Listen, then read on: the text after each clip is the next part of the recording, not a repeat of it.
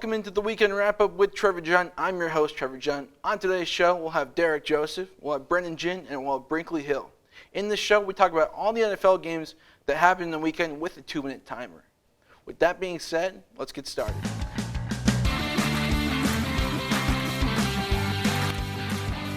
So, again, last week we talked about how ugly and just wild it was. This week, it was, again, really ugly.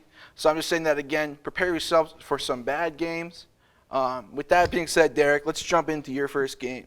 You know, I've gotten pretty good at making bad games sound good. So let's get into the first one. Seahawks versus the Packers, a 17-0 shutout by the Packers.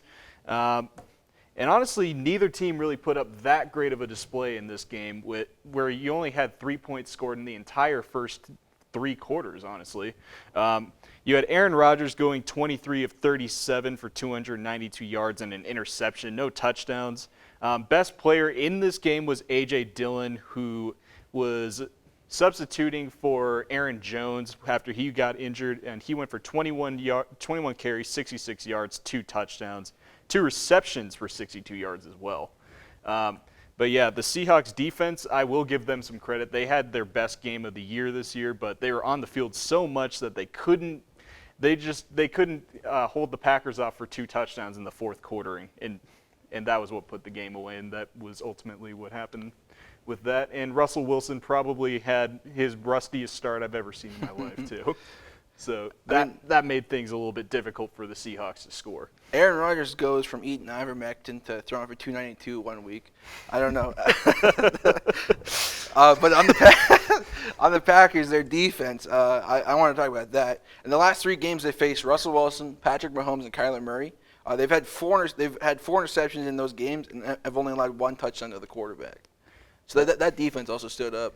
Yeah, their defense has been playing really well lately. But and this was just a really defensive game just altogether. You think the weather had something to do with it as well? The weather absolutely had something to do with that for sure. It started snowing in Green Bay, and every time that happens, the footing gets a little bit weird on the field too. You got guys falling down. It's kind of a weird scenario there. I do want to highlight, though, that Jamal Adams got his first interception as a Seahawk. The guy that a lot of people are calling Blitz Boy all the time. You know, he doesn't have any blitzes. He doesn't have any sacks this year, but he does have an interception. This might be not just because of the interception, but he played exceptional, too. Yeah. This might be one of the best games he's played as a Seahawk. Yeah, it really is. It's really what the Seahawks have wanted from this guy throughout his entire time here. Obviously, the blitzes are that's a big part of his game, and he puts a lot of pressure on the quarterback. But seeing him do really well in the coverage game was a nice change to see from him. Yeah, and on Russell Wilson, he was supposed to be out 8 weeks, comes back in 4 weeks. That's not normal, by the way. Yeah. So I understand the rust. This is the first time the Seahawks were shut out in all of Russell Wilson's career. The last time they were shut out was Week 2 of 2011. Against the Steelers. This is Russell Wilson's 150th regular season game and 166 career starts. This is his first shutout ever. Okay, so about the Packers, man, how scary do you think the Packers are for the rest of the NFL? They're currently the 1 seed in the NFC. Do you view them as NFC favorites or Super Bowl favorites? What do you think about them? Not favorites, just because, Aaron Rodgers. Ever since he won that last Super Bowl, he just hasn't been able to get to it, and I don't see anything changing this year. He's playing with a lot less care I've seen this year compared to other years. He just seems like he's out there doing what he's doing just because he knows how to do it. But it doesn't look like his heart's fully in it to me, if I'm going to be honest with you. And I don't think him and this team really have what it takes to go all the way. But they're going to be difficult to beat in the playoffs, especially if they're able to get some home games in that playoff series. And I find it's always hard to win in Green Bay, especially late in the football season. They have a huge home field advantage that way. But if they get lucky and maybe get the number 1 seed, I could see them maybe squeezing out, getting to the game that is named after the Super Bowl that we can't say on this show, apparently. The Lombardi. But no, not just that. So yeah, I disagree. I think the Packers could be NFC favorites. I think they could make the Super Bowl. I think that defense is legit, and I think they could win some games. Before we move on, okay, what about the Seahawks? Do you think they could sneak into the playoffs with a 6th or 7th seed? Is Russell Wilson okay? It would take a lot. It would take a lot of luck and a lot of Russell Wilson being the guy that we've come to know throughout the years, just the guy who is like the MVP candidate type. Russell Wilson is what the Seahawks are going to need to be able to get through this, to get past that next level. I don't exactly see it happening, but Russ really was out for 4 weeks, and he was out for the first time in his career, and he was only throwing for 1 week after he got that pin removed. So he definitely was rusty, so I could see him getting better throughout the year, and just hopefully his everyone else on the Seahawks is tired of losing too. So I think they probably have to win at least. They can't lose maybe 2 or 3 games. If they lose 3 games, they're not in the playoffs. No. But I think 2 they could possibly fight in there. The NFC bottom is just kind of a wild card. And let's move on to your next game. What is your next game? So our next game is the Eagles versus the Broncos. Not the most exciting game ever, but you did see a lot of great things from Jalen Hurts in this game, and Devontae Smith, who's honestly putting himself in that category for Rookie of the Year. So Jalen Hurts went for 16 of 23, 178 yards passing, 2 touchdowns and 58 yards rushing, and only throwing 1 interception. Devontae Smith with 4 receptions, 66 yards, and 2 touchdowns in this game. He was going off in this game. He's been going off lately. I've talked about Devontae Smith probably the last 3 times I've been on this show. I'm a fan of this guy. I like watching him. Did you see that grab over Patrick Surtain that he had this body control to catch the ball and then get in the end zone? I mean, you can't get any better than that. Seriously. It's incredible to watch. There's a reason that guy won the Heisman in college. Yeah. You don't get the Heisman by accident. You have to be a good player to get that. Not every Heisman Trophy winner obviously goes on to do bigger and better things, but he's at least showing why he deserved that award last year.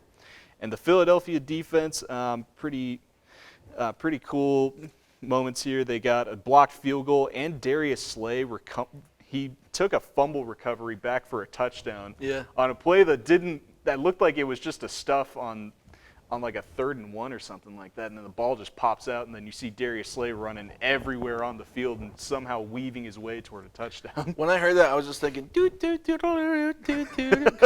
he was running around, fumbling the ball, covering it, picking it up, and then taking it all the way. Did you see Teddy Bridgewater on that play, by the way? I didn't. I wasn't paying attention. So Teddy Bridgewater has the opportunity to tackle him and just makes a business decision and just doesn't. And people were going after him on Twitter. I mean, people complain about the quarterbacks not going after people on interceptions, but then quarterbacks get injured on interceptions. Yep. Baker Mayfield tore his labrum doing that.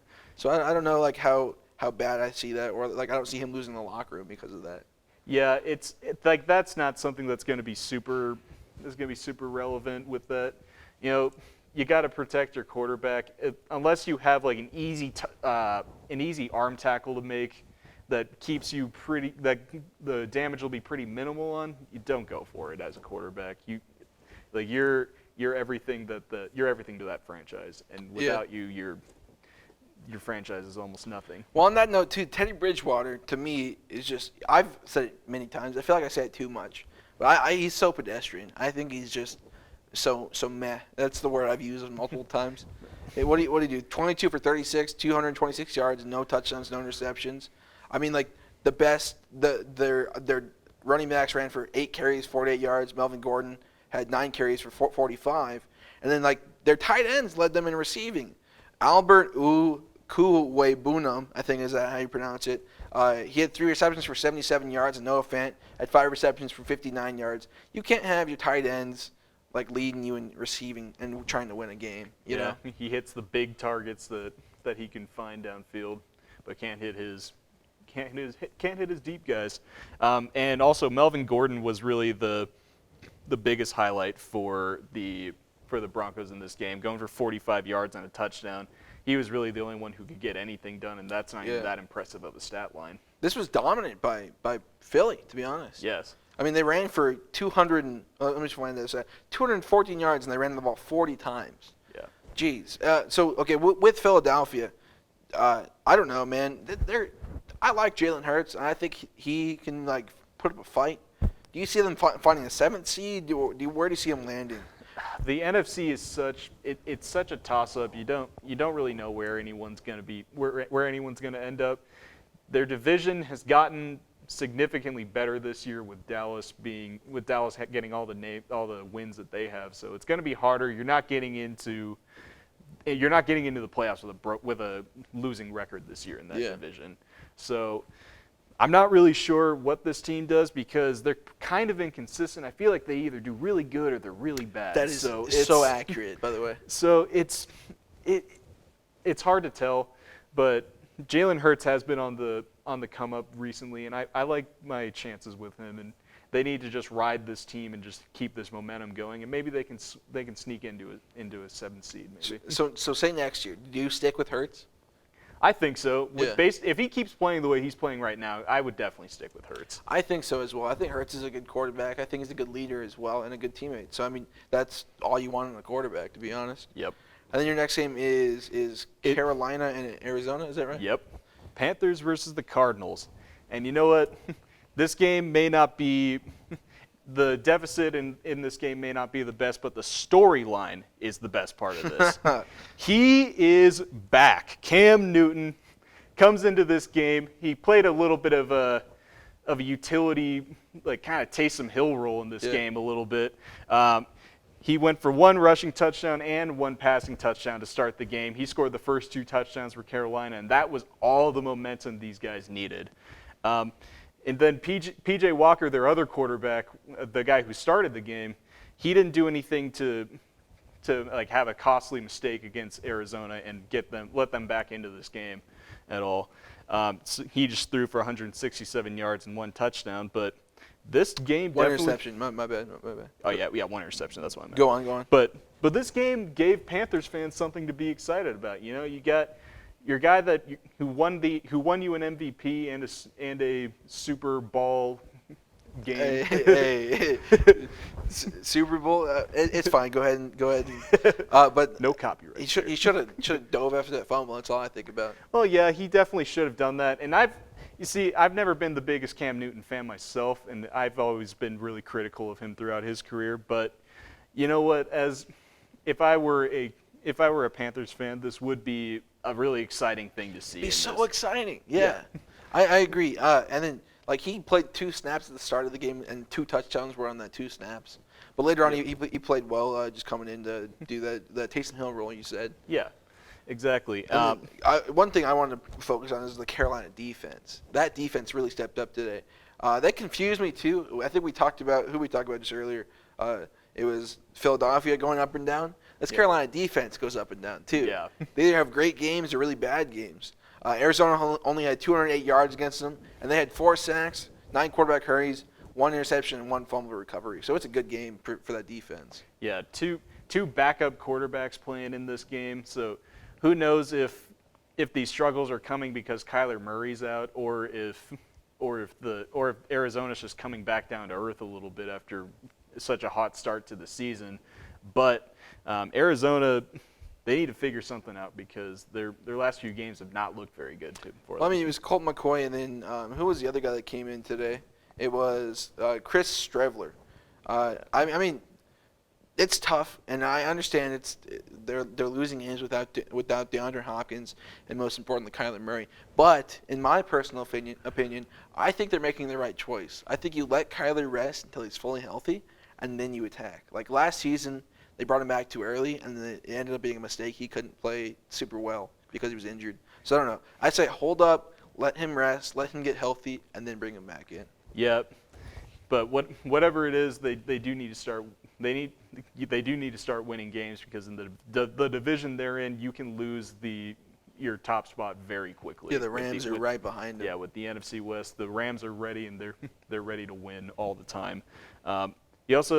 But their best player that they've had recently has definitely been James Conner. He had a touchdown in this game, and he's just been kind of having a career resurgence throughout this season. because he was down a little bit last year, and now that he's on a new team, he's definitely just been playing a lot better. And on the Arizona side too, I mean, yeah, you said James Conner. Their defense was like known. I mean, people were saying that they were really good defense because they started off the season super hot. I think Chandler Jones got 4 sacks against the Titans in the first game. I just don't think they're consistent enough. I think they make big plays when they need to make big plays. Yeah. But I mean, it's just not consistent. The DVOA, do you know what that is? It's like an advanced stat to measure defense. I've tried to understand it. I don't know if Analytics are so confusing, but Yeah. DVOA is just defense adjusted value over average, which is like saying like how good your defense is, and they're the second best defense in the league at negative 18.2%. So I mean, the DVA is saying that they're good. I, however, am going against the stats. For some reason, I just don't think their defense is as good as people are saying. I tend to agree with that. Yeah. So you sounded concerned about Arizona. Like, are you concerned about Arizona, like without Kyler or even with Kyler? Without him, it does worry me a little bit because that's your leader, that's your guy. I mean, look at how the Seahawks fared without Russell Wilson in their little stretch there.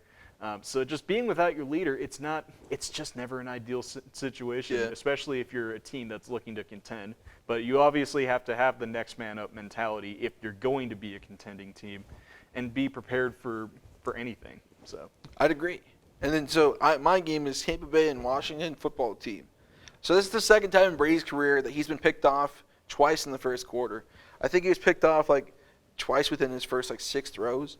He ended the game going 23 for 34, 220 yards, 2 touchdowns and 2 interceptions.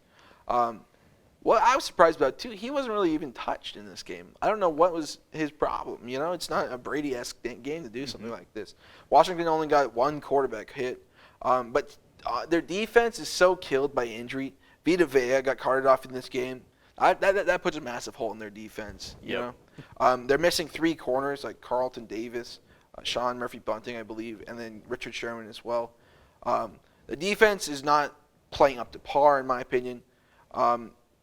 And then before we go back to, I want to make a point on Tampa Bay, but I want to talk about Washington football team first. At the end of the game, they went on a 10-minute drive and went 4 on the 4th and goal and scored an Antonio Gibson touchdown. That's one of the best drives I've seen in all season. I think that was incredible. Yeah, that was a really good drive, and it just showed that that's the kind of drive it takes to beat a team like Tampa Bay. You need to just put the hammer down and just let it go. And yeah, it was a great showing by the Washington football team in this entire game. It was really unfortunate that they lost Chase Young for the year after this game, so that's going to really hurt them. But it was really interesting seeing Tom Brady lose without the formula that it takes to beat Tom Brady being displayed in this game, which is usually you just have to put pressure on Tom Brady and you can beat him. But there wasn't, like you said, there was only 1 QB hit in this game, and Tom Brady still lost. But you can just kind of see it in all of Tom Brady's like big losses in the past. Every time he gets hurried and has to either run out of the pocket or he gets sacked a bunch, that's usually when he loses. Yeah. But it didn't happen in this game. It was just not a great game for Tampa Bay, and nothing really bounced their way in this game. The ball kept just bouncing toward the Washington football team. It was like the football gods wanted them to win. So.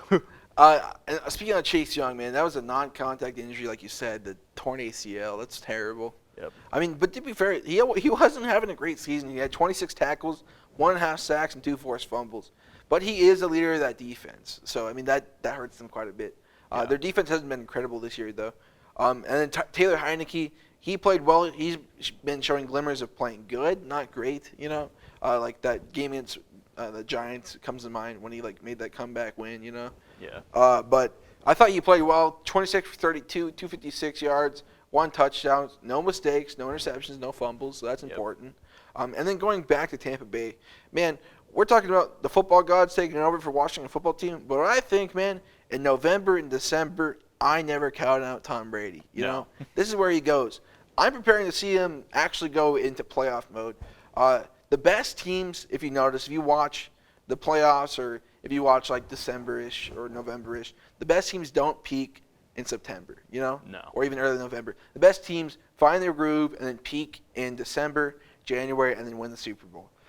So I mean, I believe in Tampa Bay. What do you think about Tampa Bay moving forward? Like, where do they stand in the NFC or the NFL for you? The thing that scares me about Tampa Bay, as a just general football fan, because obviously you never want to see a team win so many years in a row and get another Patriots dynasty going.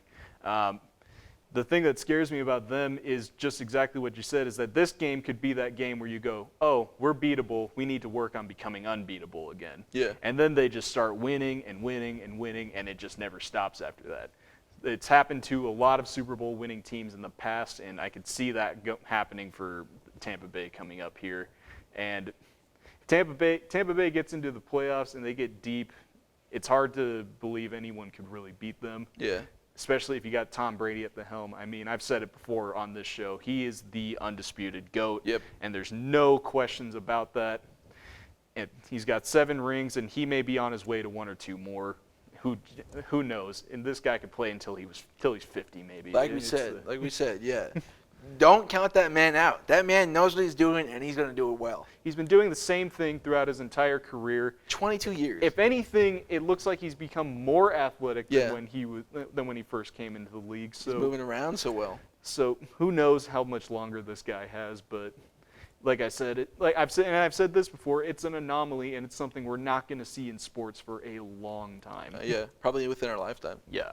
Okay, Derek. Well, I think that's the end of all the games. Follow Derek at Derek.Joseph98. That's correct, right? Yes, sir. Derek.Joseph98. Follow him.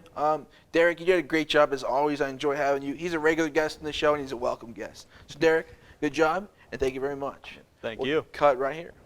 Welcome back to the Weekend Wrap-Up with Trevor Junt. I'm your host, Trevor Junt. This is Brenden Jin. His social media handle is at BrendenJ14, and also he has a podcast at No Gain Sports, so go follow those. Brenden, let's hop into your first game. Yeah, of course. So up first is the Chiefs versus the Raiders. The Chiefs came out on top 41-14.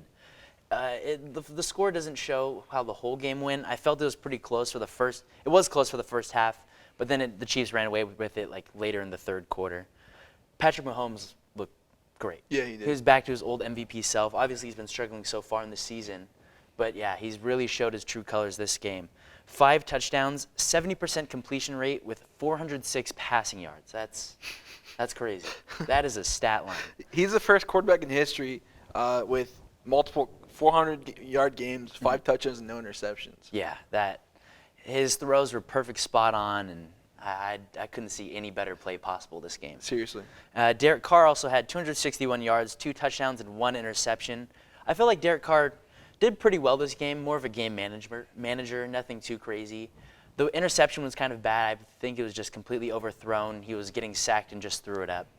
To be fair to Derek Carr, I also don't think he's too good. I think he's a game manager, like you said. But they had no running game in this game. Yeah, absolutely nothing. I think he led them in rushing with 18 yards. Yeah, they had a total of like 100 yards in total between 2 running backs, and I think they had like 13 overall carries. Yeah. The 2 running backs combined, that's terrible. You can't put all the weight on the quarterback like that.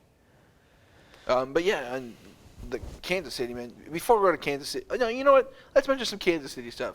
Like you said, Travis Kelce, 8 receptions, 119. Darrell Williams, the running back, had 43 rushing yards, 9 receptions, 101 and 1 amazing touchdown, by the way. That touchdown catch was crazy. That was a great catch. If you want to say anything, he mossed him. He did. He went up and he grabbed that. He's a running back, man. Yeah. It's so weird to me because they have Clyde Edwards-Helaire, you know, and coming out of college, he was a receiving back. Yeah, They're not using him in that way at all, and they're using Darrell Williams in that way, and it's working actually. So I mean, I can say what I want about Andy Reid, but Andy Reid will prove me wrong almost every day. Yeah, that man's one of the greatest coaches out right now. Offensive genius. Seriously.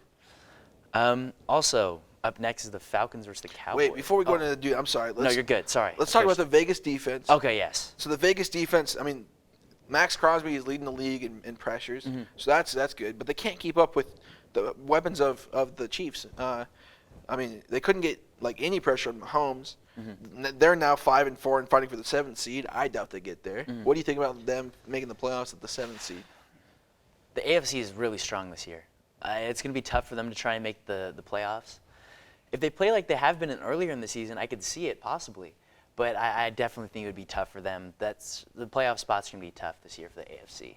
It's a tight race. And then the freaking Chiefs, man. The Chiefs are now 6-4 at the top of their division. Yep, they came back. I mean, I don't think we ever counted out the Chiefs, but it was definitely a rough start. And we haven't seen them be like that in a very long time. So it's good to see them back on top, though. It's how they should be. And we mentioned earlier in the show, like, peaking at the right time. Definitely. So, I mean, they didn't do well in September. They didn't do too well in November. But now they're ramping up, going into the playoffs, and they're about to peak. And it's a scary, scary team when they're peaking like that. Yeah, you know? that's how this league is. It's always the final game push. Like, we saw it last year with Tampa Bay. Yes. Personally, I counted Tom Brady out. I don't know how or why I did that. I didn't think they would go all the way to the Super Bowl. But here they are. Tom Brady came back and won. So I could definitely see the Chiefs making a late season push. I mean, you can never count them out. They're true Super Bowl contenders in my eyes. What do you think? Of course, all the way. You can never, I don't want to put him in the same category, but Patrick Mahomes, if he can play this way, I mean, he doesn't have to have 400 passing yards and 5 touchdowns every game. But the Chiefs' offense is so potent, you can't count them out, ever. Yeah. Okay, let's go to your next game. All right, yes. Up next is the Falcons versus the Cowboys. This was an absolute routing. It was 3-43. The Falcons put up 1 field goal in the first, and I don't think they ever reached the other side, even getting close to scoring possession. So that was tough. The game was pretty much over by the second quarter. The Cowboys put up 29 points just in the second quarter alone, and that was just, it was crazy. At halftime, 36-3. Yeah, Jeez. that's hard to come back from. I mentioned last week, I talked about the Cowboys. I think that game was just a fluke game by the Broncos. Yeah, I do too. I definitely didn't count the Cowboys out. I know that they would bounce back, and you did they say could that. obviously show You that. said that last week. If you want to go back, watch it. He seriously said. I said that. Yeah. There's no way that you could count the Cowboys out, especially like in the beginning of the season. Their offense was insane, and their defense is playing at a great level. Yeah. So I didn't think that you could count the Cowboys out just from one bad week. But Dak Prescott had 296 yards and 2 touchdowns. I mean, after that second rushing touchdown too. Yeah, after the second quarter, I mean, he didn't really have to do too much. It was more of just trying to get the game over with, just run the clock. Matt Ryan had a measly 117 yards and 2 interceptions, and was even benched for Josh Rosen later in the game. So that's definitely never a good stat to have. I have talked so much trash about Matt Ryan on this show, but I've also apologized to him. Okay, because he goes 9 for 21 for 117, 2 interceptions in one game. The next game he goes 26 for 32 and 3 touchdowns or something like that. So I don't understand you, Matt Ryan. Please explain to me what's going on. I think you're done. I think your career is about over. So if you want to prove me wrong, keep proving me wrong. I think I'm a bit of a curse. Whatever I say, you do the opposite. So I'm just speaking straight to you, Matt Ryan, right now. Me and you, buddy. Me and you. Keep up that negative energy. I've always been a Matt Ryan supporter. I mean, you just can't hate the guy. He's never done anything wrong. He on hasn't. or off the Yeah, field. he's never done anything wrong. I just don't think he's playing super well. I think he's just a respectable guy. That's all. And then Micah Parsons, man, defensive rookie of the year, absolutely in my mind. What he had 6 tackles, 1 sack, 1 tackle for a loss, 1 quarterback hit. He's always showing out every week. Everyone was surprised by that pick too. I thought they were going to go Patrick Surtain the second with that pick, and Micah Parsons was definitely a surprise, at least for me, and all the other mock drafts out there. It was a surprise for me as well. And then Atlanta, their defense is not good. They have a few shining spots like Deion Jones, Ray Jarrett, AJ Terrell, who, by the way, is playing amazing this year. People aren't looking at that, but statistically, his stats look like Stephon Gilmore's stats in 2019 right now. Definitely one of the best corners in the league currently. And he kind of came out of nowhere. So this was what a bounce back game for Dallas. After losing 30-0 in the late fourth quarter, they came back, scored 16. Do you think Dallas are true Super Bowl contenders in the NFC? Yeah, I definitely see if they could keep up this level of play and don't have slip-up weeks like this, or like last week, I could definitely see them making a deep run. Green Bay, Arizona, the Cowboys, those are all definitely, Tampa Bay, are all huge contenders. I think, yeah, they can make it definitely a deep run, at least the championship, NFC championship. I'd agree. And so do you have faith in Dak Prescott? I do. I've been a Dak supporter since day one, too. I definitely I support him on his comeback year after being hurt last year. And obviously he's showing that he could play at a high level. He was playing at a great level before he even broke his ankle last year. Yeah, he was. So I definitely think Dak, if he could keep it rolling, the Cowboys are definitely scary. And I'd agree. I think Cowboys could be NFC favorites at this point. The NFC is so wild and so like top heavy right now. They're very good, and I think they could easily make it to the Super Bowl, maybe even win the Super Bowl. And then your next team is Minnesota and the Chargers, right? Yeah. So the Vikings-Chargers played. It was 27 to 20. Vikings on top. This was actually one of the better games of the weekend. I feel like it was closer. It was. A lot of the games this weekend were just blowouts. But I felt Kirk Cousins did pretty well. 294 yards, 2 touchdowns. Justin Herbert played at a lower level than I usually hold him to. He had 195 yards, 1 touchdown, and 1 interception. This was the least yards he's had all season, too. Yeah, exactly. That's why I was really surprised by this outing. I felt like the Minnesota defense hasn't been that great this year. But I'm surprised that Justin Herbert didn't have like a field day on them. But, I mean, good game planning for the Vikings. I'll give him that. But Justin Jefferson definitely stole the show. Yeah, he did. He did great. His elite route running was definitely showed, and his great hands, stellar hands. 9 catches and 143 yards. That great like catch to like set him up the game for the game winner too was pretty awesome. Definitely. Or Dalvin could seal it. Okay, on the Chargers, I call them Super Bowl contenders on Cook on the Clock a few days ago, but this defense is just so bad. It is so bad. I don't understand because Brandon Staley, you know, him coming from the Rams, the defense, #1 defense last year. I guess I kind of do understand. So I just don't think LA has in the Chargers this time. I don't think the Chargers have a good enough just core. I think their defensive backs are great. Derwin James. Asante Samuel Jr. Yeah, exactly. Chris Harris Jr. I think it's the secondary is amazing, but the front 7 is just so bad, dude. It might be one of the worst in the league. They have Joey Bosa. I was going to say, Bosa's the only shining star up front. Yeah. But yeah, if they could get some definitely backers or linemen, I feel like they just need to get a little bit more pressure because good pressure will help your safeties and secondary, and they're getting nothing of that right now. So that's definitely tough. Yeah, they look like pretenders to me. I thought they were contenders, but they're like more pretenders. Yeah, I feel like last year their offense definitely carried a lot more. Their offense was, I put them in the same category, not as high a level, but in the similar category to the Chiefs. Justin Herbert was on the money. Eckler was doing pretty good until he got hurt, obviously, but their backups came in.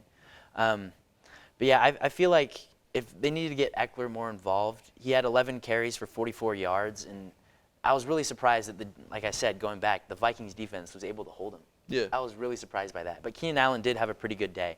8 catches and 98 yards is great for a wide receiver. So let me just ask you, like, LA, are they Super Bowl contenders or playoff? I feel like I'm saying like a spell right now. Yeah, are they Super Bowl contenders or playoff pretenders? What do you think? Just right now, contenders or the strength of the AFC, I would say pretenders. Pretenders, okay. Like I said, I could see them obviously snatching maybe a wild card if they continue to play it at a higher level, but I don't see them making it past the second round at the latest. Yeah, definitely not. Herbert, I mean, he was an MVP candidate earlier this year.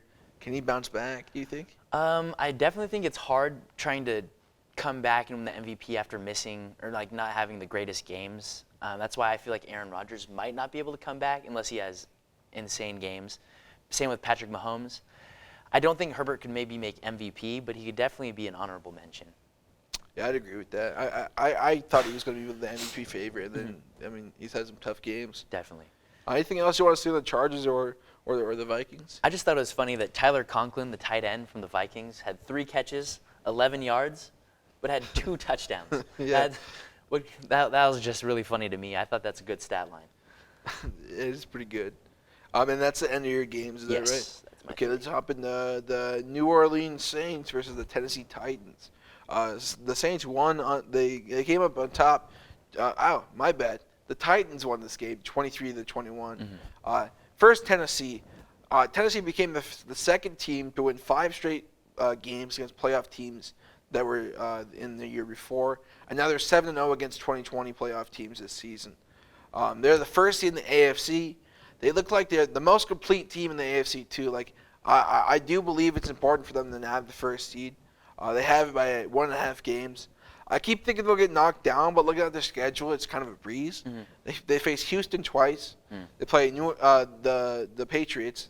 They play Jacksonville, Pittsburgh, San Francisco, and Miami. I don't think they'll lose more than 1 or 2 games in that stretch. Patriots are a tough one. Their defense has been great this year, but I don't know.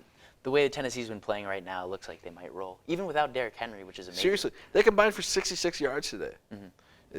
Jeez. Yeah. And then on the Saints side, the Saints were down 11 at one point in this game, but they almost came back and won this game. They're technically the 6th seed right now. I thought Taysom Hill should have been started, but it's hard to argue against Trevor Siemian right now. He's been playing really well. 298 yards and 2 touchdowns. Seriously, where's that coming from? I don't know, but I definitely respect it. He's showing out really well for the Saints, and I'm kind of happy for the guy. He's kind of been in the shadow his whole career, and it's finally getting the spotlight. And he's showing it. He shows why he should be in the league. Yeah, he'll probably. I know this sounds weird, but he'll probably add 3 years to his career just being a backup because of this. Yeah, exactly. And then let me ask you some questions about Tennessee. What's your opinion on Tennessee, and do you view them as true Super Bowl contenders as well? Definitely. Derrick Henry will be back later in the season. I feel like Tennessee, like you said, is one of the most well-rounded teams right now in the AFC. Their defense has been playing at a high level. They got a bunch of stops against the Rams, and the Rams' offense has been crazy this year. So that was really good to see, and they even beat the Rams without Derrick Henry. Yeah. So their offense has been playing well. I feel like Tannehill is mostly a game manager right now, but when you have like Derrick Henry in the backfield, that's pretty much all you need to do. I mean, obviously the load will be heavier on his shoulders while he's out, but when he comes back, it's kind of hard to stop the run game of Tennessee. So, how important is grabbing the 1st seed for them? It's huge because now the changed playoff schedule, only 1st seed gets home field advantage, right? Yes. Yeah, and the bye week. Well, no, I mean or not home field advantage, just the only bye bye week. week. Yeah. And a week of rest late in the season is huge, astronomical for a team. So yeah, if Titans could definitely snatch that 1st seed, that would do wonders for them. And then on the Saints, I've been calling Sean Payton not great, but he's showing out some. He doesn't have a great team. I think he has a good defense, but he's still coaching them to be competitive in every game. Can the Saints make any noise? Right now they're the 6th seed, I believe. Can they make any noise? I definitely think they can. I mean, Alvin Kamara was out for this game, so I don't discredit too much of the Saints' offense, and they're still able to keep up with the Titans. I don't see the Saints going too deep in the playoffs, if they even do keep that 6th seed for a wild card. But I definitely think the Saints could do a lot better with Alvin Kamara in their offense and more weapons. Yeah. I mean, it sucks that Michael Thomas didn't even have a chance to come back Seriously. this year. So I definitely think the Saints could be better next year, but I don't see them making deep runs this year in playoffs at all. You sound like a believer in Siemian, too. Do you think he's better than Taysom Hill? I feel like Taysom Hill is predictable at times. I mean, obviously they like to utilize him in the run game, and when he has started, he's made good throws, but they're not always consistent. I feel like I haven't watched, I guess, enough of Siemian to say that, yes, he should be the starter. But, I mean, he showed that he can keep the ball in their offensive hands, limit the turnovers, no interceptions this game, which is pretty huge. And, I mean, being a backup, throwing 300 passing yards and, 298, 300 passing yards, and 2 touchdowns is pretty great. Yeah. And this is his, third game to start? Yeah, I think 3rd. Yeah, so I feel like Trevor Siemian if his game could keep improving each week, definitely by the experience. I think Taysom Hill should be the starter, to be honest. I think he's a better athlete. And, I mean, he's been on that team for so long. He knows the offense and the intricacies. But I understand what you're saying. And I think this is the end of all of our games. Brenden, thank you for coming on the show. You did a great job, as always. You're a welcome guest, too. I mean, we have guests on all the time that are welcome. They come here often, and we enjoy them. We enjoy having them. So, Brenden, follow him at BrendenJ14 or actually also follow his podcast at No Gain Sports. So, Brenden, great job for coming on the show, man. I appreciate having you. Appreciate it. It's been fun. Yeah, we'll cut right here. Welcome back to the Weekend Wrap-Up with Trevor Junt. I'm your host, Trevor Junt, and this is Brinkley Hill. This is her first time on the show. Go follow her at Hill.Brinkley. There we go. We got it. Brinkley, let's go into your first game. Your first game is Buffalo in New York. Yes, it is. And I expected this game to go as it did. The Bills blew out the Jets 45-17. It was the Josh Allen show. And, they're coming out of a loss last week against Jacksonville. And they made a couple adjustments to their offense. Their defense was playing very well on Sunday. And it just worked. They had 3 running touchdowns. There was 1 passing touchdown, and then Josh Allen had 2. and they had 4 interceptions for the defense. The O-line, was incredible, and they kept pressure off Josh Allen so he could do his thing. They adjusted the run game, so there's more run game. I think, like we discussed, there could definitely be more if they want to be a Super Bowl contender. I mean, last week we talked about how they had no run game, and I think Josh Allen led them in rushing. It's nice to see, I guess, the parade of players they had.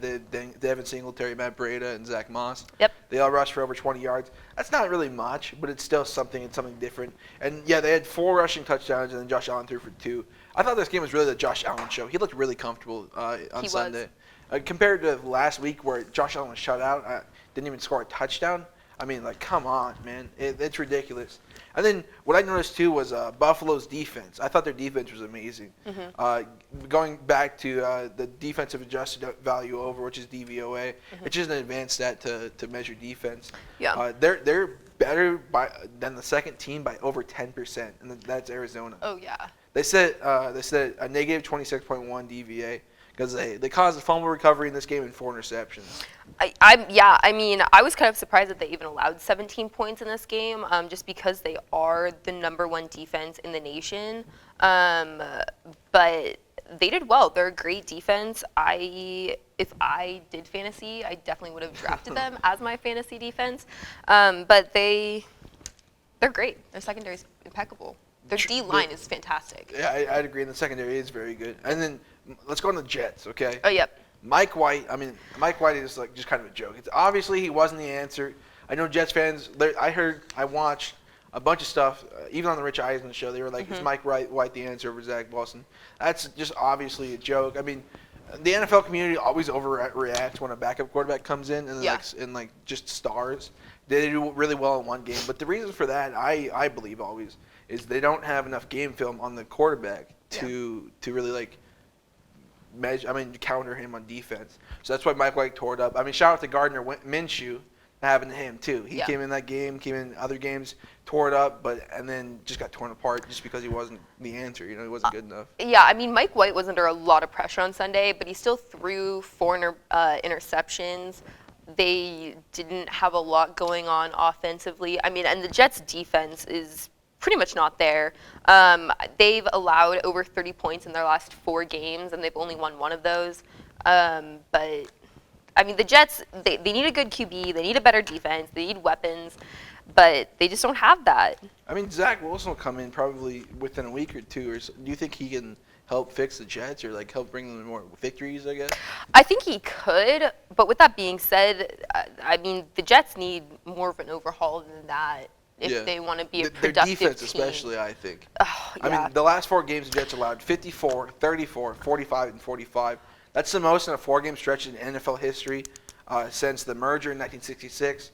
The only team that was worse was the 2004 Titans with a bit of a worse stretch. They don't really have any talent on that defense, and I just think that's an issue. Their safety, Jared Wilson, had a good game. He was a good blitzer, and he had 1 sack and 2 QB hits. But that was the most I really saw from that defense during that game. And I mean, if you even look on their offense, their most productive running back had 16 attempts, 39 yards, 1 touchdown. He only averaged 2.4 yards a carry. I like Michael Carter though. I think he's a good running back. I agree. He had he's a short 29. King, by the way. He's 5'8". So short king. Yeah. I mean, 29 of his yards came after contact, so he's a beast. But I mean, if that's the most they can do on their offense, it's not looking good. So before we go on to the next game, can I ask you just what do you think about Buffalo? I mean, the AFC is so wild. Do you think Buffalo are Super Bowl contenders or could even win the Super Bowl? Okay, I do. I actually thought it was the Bills' year last year, just because they were looking so good. Obviously, it wasn't. But with just how we've seen the Bills be this year, they have great games like this, and then like last week during Week 9, they lost to Jacksonville, who's not great. So I think it's just going to be if they can stay steady and win. Yeah. That's really all it comes down to. Okay, and then your next game is Detroit and Pittsburgh. Is that correct? Yes. What a game! What a great game. Yep. Detroit broke their 12-win losing streak with a tie. There you go. Hey, okay. It was, you know what? Here's all I was gonna say. There were a lot of drop passes, a lot of missed field goals at the end. The weather was terrible. There were injuries. Ben Roethlisberger was out with COVID. I would really relate this to being a toilet bowl of the week. It's just bad. I thought Detroit could have won this game. Okay, first off, They could have. let me ask you your opinion on the tie. So many people in media hate the tie. I don't hate it. I kind of enjoy it. It's kind of fun I to kind watch. of like it. Okay, so what are your feelings on the NFL like tie rule, or do you think they should go to college football or like overtime, or You know, I enjoy overtime. I think it's intense. I think it makes for a great game. You know, sports are entertainment, and overtime definitely makes it entertaining. With that being said, at some point a game has to end. I actually don't know how many overtimes this game went into. Just one. Yeah, no, the NFL there's only one, and then they tie. I think it could go into 2 personally, but with this game I wasn't mad because it probably just should have ended. Yeah. I mean, it was tough to watch. And then you said drop passes. I agree. There was so many missed opportunities. It was very both messy. Teams. Yep. Jared Goff, geez, man, he's just not good. 14 for 25, 114 yards. Yeah, not great. Yeah, I mean, and then the wide receivers that he has aren't really great either. Like he's gone from the Rams, who had Cooper Kupp, Robert Woods, Van Jefferson, talent like that, to Amon-Ra St. Brown, who led them in receiving with 4 catches and 61 yards. And DeAndre Swift, I mean, he had a good game. 32 carries. Yards. Yeah, 130 yards. Yeah. And then, speaking on like the overtime thing, they brought in a new kicker, Ryan Santoso. Were you able to see like what he looked like before he made that? I mean, like tried to make that kick. No, I actually didn't watch the game. Watch highlights. He looked terrified. He looked like he looked intimidated. You know, like the 1,000-yard stare. Yep. Yeah, he was so gone. He was so terrified. I mean, like I would too, though. Going into that game, the pressure that's on you as a kicker. Was it his first like regular season kick? Yeah. I mean, I'd be terrified too. That's an intimidating time. But with that being said, you have to be able to say, you know, like, I'm going to go in. If you go in with a losing mindset, you're probably going to lose. It was one of the worst kicks I've ever seen. It was so short and so, like, just far right. It was awful. That's a mindset thing. It is. Kickers' mentality is so important. And if his wasn't there, then neither was the win. So what about, Detroit winning a game? Yeah. Well, so they faced the Browns, the Bears, the Vikings, the Broncos, the Cardinals, the Falcons. I'm going too fast. They faced the Browns, the Bears, the Vikings, the Broncos, the Cardinals, the Falcons, the Seahawks, and the Packers. Do you see a win anywhere in that schedule? No? Me neither. Poor Lions fans. You know, I think along with the Jets, this is a team that needs a complete overhaul. This is a team that's been suffering for a long time. I don't know if it needs to go like GM, coaching, drafting new players, but whatever they're doing isn't working. Yeah. And I mean, we've seen like over the last 10 years, the Browns really come back, drafting Baker Mayfield, getting some weapons and wide receivers, and they've done an overhaul, and they're a competent team. I would even say Jacksonville to an extent. You know, they've been really bad for a long time. They've had a couple good seasons. Yeah. They're battling back this year. They beat the Bills last week. And so I don't really know what Detroit needs to do. I mean, they can't stop the run game on defense, and that's something that they could definitely improve on with their D-line. They can't stop the pass either. I mean, they can't stop. They can't stop anything. They're just roughing it this year. I don't see a win either. It's so tough. I think with the Pittsburgh though, I mean they have Najee Harris, who is definitely up for like offensive rookie of the year this year. Yeah. And they have a pretty solid team. Ben Roethlisberger being out definitely affected it. If Ben Roethlisberger had been in, I actually don't doubt that they would have won this game. I think they would have won that game too. Yeah. Mason Rudolph, 30 for 50. He's one of the worst backups in the league, in my opinion. I mean, I wouldn't want him as my backup, but he just looked rough. He had bad communication with his team too. So let's jump into your next game. What is your next game? Jacksonville, Indiana, which was a better game than I thought. Jacksonville only lost by about 5 points. Final score was 23-17 Indiana. What I was going to say with Indiana is Carson Wentz looked pretty good at the beginning, but I don't know what happened, but he just couldn't keep up his tempo. Yeah. And so he ended up 22 for 35, Jonathan Taylor, 21 attempts, 116 yards, 1 touchdown. Running game was pretty okay. I think with a lot of these teams, running could be more. Same with passing. I think every team could do better. I mean, Michael Pittman had 71 yards. Jack Doyle, 31. As for Jacksonville, I mean, Trevor Lawrence was 16 for 35. But I think Trevor Lawrence needs some more wide receivers if they want to utilize him. On the Indianapolis side, I mean, Jonathan Taylor tied Derrick Henry for the leading in rushing yards with 937. He's one of the best pure runners in the league. Coming out of the draft, I thought he was going to be a first-round pick. I thought the Seahawks were going to pick him, to be honest. But I wish they would have. I thought it would have matched, but I mean they would have had too many running backs. It would have been a mess. But he looked really bad at the beginning of last year, and then he just blew up. He's one of the best pure runners we've seen in a long time. He reminds me a little bit of Eric Dickerson back in the day, like in the 80s. But yeah, and then on Jacksonville, like you said, the talent around Trevor Lawrence is just so bad. They need to revamp like the Browns did around Baker Mayfield.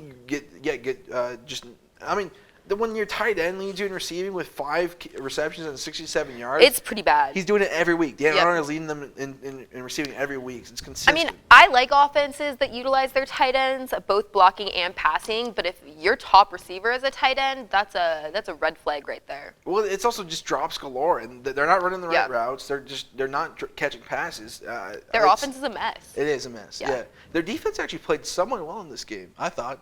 Holding Indiana to 3 yards? Yeah, Bad. 23 points. Okay. Do you have any hope for Trevor Lawrence for the rest of the season? And how do you think the Jags can improve? I mean, I didn't really have any hope for Trevor Lawrence going to the Jags at all, just because I really haven't seen them do much other than throw him in a dysfunctional offense and kind of hope for the best. Also, Urban Meyer. Yeah. I mean, that's a whole different issue. But I think if they want Trevor Lawrence to do well, I mean, he still threw for 162 yards. He's a good player. He just needs some weapons. He needs to be able to. Yeah, but 35 attempts, 162 yards is not good. No. No touchdowns, no interceptions. But I mean, like we said, like his top receiver is a tight end. Yeah. So I think for having for that's pretty okay. So I don't know, actually, thinking about the talent around him, he has Laviska Shenault, who is a very talented route runner. He's a good player. He's like a running back hybrid. Mm-hmm. He has DJ Chark, I think he's injured. And he has Marvin Jones, who I think is also injured. I mean, those Marvin Jones had 2 receptions for 35 yards during the game. Man, they're not too bad, to be honest. They're not horrible, but I also don't see them being productive whatsoever. So I don't know what the disconnect here is between Trevor Lawrence and his wide receivers, tight ends, running backs, whatever. But something needs to be done so that they can do better. I don't know if that's drafting new players. I don't know if that's trading some. I mean, but for whatever it is, I don't see hope for this season. I think that there could be a lot that could be done postseason going into next year. But I would say that this year, the more they lose, the better it is for them for the draft. That is true. That's their only hope right now. And then before we move on to my game, Indianapolis, are they going to make the playoffs? Do you think? I could see them being a wild card, but I mean, I wouldn't say that they're a Super Bowl contender. They're wild card contender. They're playoff contenders, is what I would say. Yeah, they're not Super Bowl contenders, but they're playoff contenders. Yeah. I'd agree. Yeah. Okay, and then let's go into my game. Yes. New England and Cleveland. Okay. Yeah.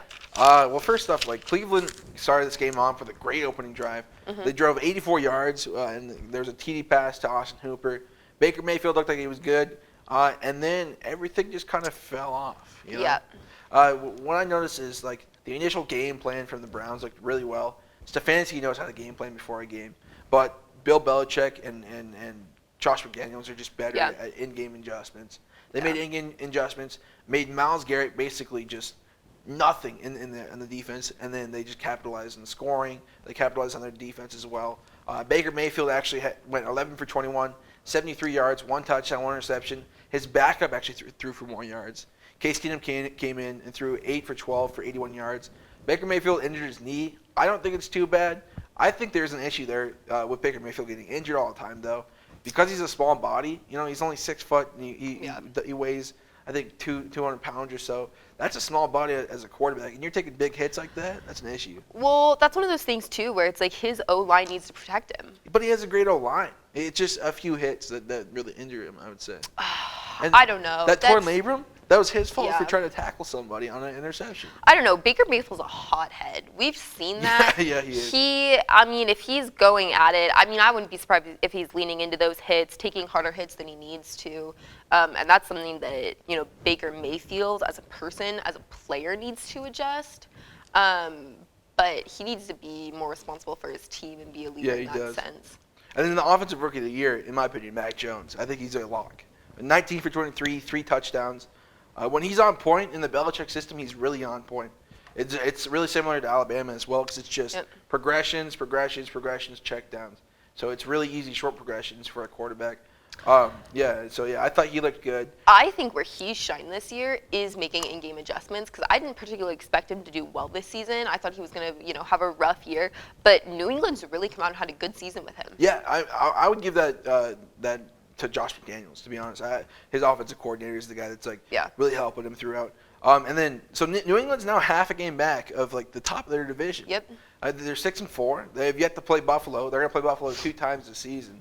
So we'll see. They're sitting at the 6th seed right now, and we'll see if they can work their way up. It'll be interesting to see. And then on Cleveland, so Cleveland is now 5-5. They're fighting for the 6th and the 7th seed. I mean, shoot though, actually, they could win their division.